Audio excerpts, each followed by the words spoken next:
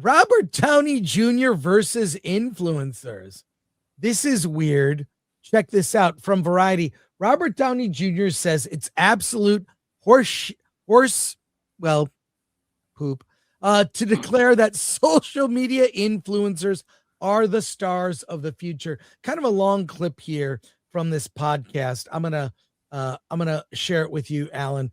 He talks here about this issue. Let's hear what he has to say. Ever doing much besides rolling a phone on themselves. And I don't look at that as a negative thing. I just look at it as more like the challenge for individuation is being upped, because hopefully the grosser part of our of the youth of, let's just call it America for locality's sake, you know, is going to say, yeah, but that's not my thing. I want to go do something. I'm going to make something. I'm going to build something. I have no idea what you said. I want to educate myself, and I want to have more inputs. So whatever my output is. He is talking at a level that no one normal is around him. It's like, he has so much money now. It's like some of the people that I really feel he was very grounded when he went through recovery. His career was reinvigorated by taking on the role of Tony Stark, you know, Iron Man. And now he's at such a money level. He's surrounded himself by people he's probably paying stupid money to. He's probably got a chakra consultant. Yeah. He's not connected to the real world. Let's see. Or he's hanging out with Kamala Harris. I'm trying to find where he talks about this. But look how skinny his arms are. I mean, isn't he vegan now, which means he has no muscle. All right, let's go. He looks like me. Isn't just a self-aggrandizing kind of influencer type thing. When I hear people talk about, oh, the stars of the future are going to be influencers, I go, I don't know what world you're living into, but I think that is absolute horseshit. Yeah, I wanted you to talk about influencers because I don't get it to a certain level. Now, I understand an influencer when they have something to say and they're interesting and they have a point of view and all of that, but many don't. And they're, again, it's back to the old famous because they're famous. But it interests me. I think influencers are segmented, right? Mm-hmm. There are, you know, exercise influencers, beauty influencers, fashion influencers. There's film influencers. I'm sure they exist, you know? Mm-hmm. But people take every little segment of a thing that people are into, and there is an influencer or someone prominent in that space. So you're just not looking hard enough. And there's a lot of things I don't care about. Obviously, beauty is one of them. Tech and camera technology. And if cameras freeze, I'm not interested in that. If there's an influencer there that could help fix my camera, love to talk to that person. But let's hear more what this conversation. It's just, I feel RDJ is getting a little out of touch. I feel dumber listening to him. Yeah, well, all right. That many of them have 1 million followers, etc. Well, that's a lot of people. Now, what does it mean to be a follower? And, you know, it's not like you're paying $100 a month to be a follower. And so it's not hard to be a follower. And so I think the interesting question is, when is an influencer about novelty? What is it that gets them on the radar screen of 1 million people? And then the question is, what contribution are they going to make to the lives of those 1 million people going forward? And they're very different questions. And the ability to do those things are quite different. Sure. Well, when you're the first of a... I don't know who this guy is. Yeah. But I assume he is the person that when Robert Downey Jr. farts, he wafts the noxious gases up to his face where he can smell his own farts. Yeah. But let's see what RDJ hold on, but I do want to believe go ahead. I do want to believe that his X handle is Killa Crew. Yeah, okay. I don't know what this version of this is ours.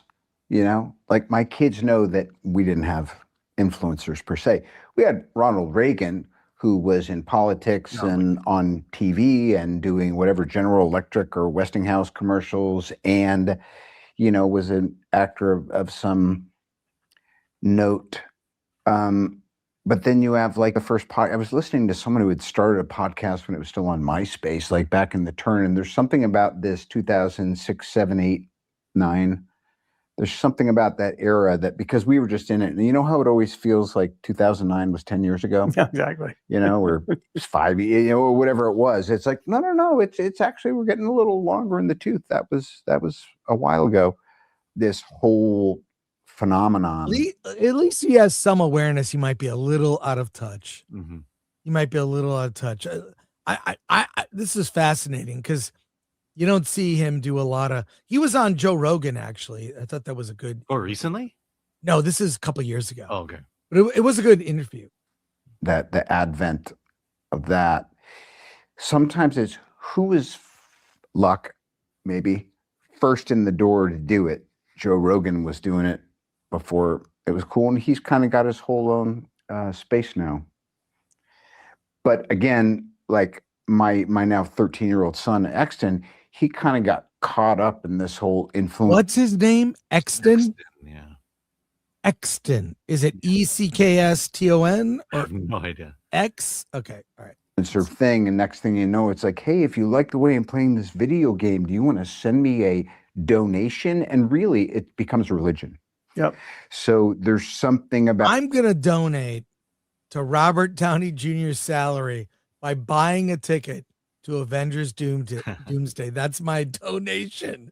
The influencers today are almost like the evangelical hucksters of the information age. At the same token, this is a good time to mention, if you want to support the channel, you can send us a super chat and you're guaranteed we're going to read it and respond to it. Just that whatever he's saying now reminds me to remind you that it's different because we're playing. Also, like, share, and subscribe. In this new territory, and so it's a little bit of a frontier, and I don't really have a judgment on it. I also know when I'm promoting a film now, I've gotten to know a few of these influencers, and I find them, many of them, grounded, interesting, Thoughtful, accomplished, cool people. See, now he's backtracking a little bit because he realizes, like, I'm going to see these guys when I'm on the press tour for Avengers Doomsday, where influencers are actually going to help promote the movie. I can't shit on them so much. That's why I saw the story in Variety. I thought we have to see the real quote. So anyways, only a few more seconds. And then you have, all the associated jive. Nope, there you go. All right. Alan, what are your thoughts on What are this? my thoughts? Let me pull it up here. First of all, I was at a screening. Anne Hathaway was there. She speaks the same way. Yes. We do. When you see interviews with celebrities, or we see these Q&As, the ones that are in the flower this, and they're doing. They want to come across as highly intellectual. Right. And think at a different level than the rest of us peons in the world. But to the whole influencer point, influencers have always been around. It's just they were named differently. Back in the 50s, 60s, they were gossip columnists. They had the in on what was happening in Hollywood. Today you have go-to people on certain topics. Like if you want to talk about science now, you go to Neil deGrasse Tyson. He's the go-to guy. These people have existed. I think the issue is for people like Neil deGrasse Tyson and for others who are prominent in the world. I think they're fearful that YouTubers and TikTokers are taking their market share, and they've got to be taken down. That's why some of these people get swallowed. They find some dirt on them, and they say, okay, hey, back out of the space. And then also, I think what he's also pointing out is it is like a drug, being an influencer, having people watch you and listen to what you have to say. Fortunately, we're not at those levels yet, so our heads are fairly there on our shoulders. But there is that look, 1 million people watch me. I get 10,000 views on my videos. And once you start seeing those numbers slip, that's when you go into panic mode. And that's when you start thinking, oh, I've got to do something, to juice those numbers up. And and my whole point is this idea of an influencer. It's existed since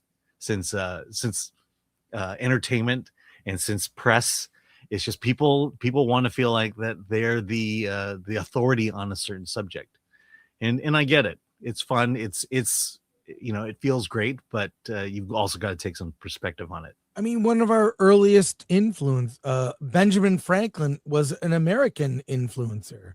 Mm-hmm. He was influenced the world about America. It's been a position, and about kites and science. He's an interesting cat, that Ben Franklin.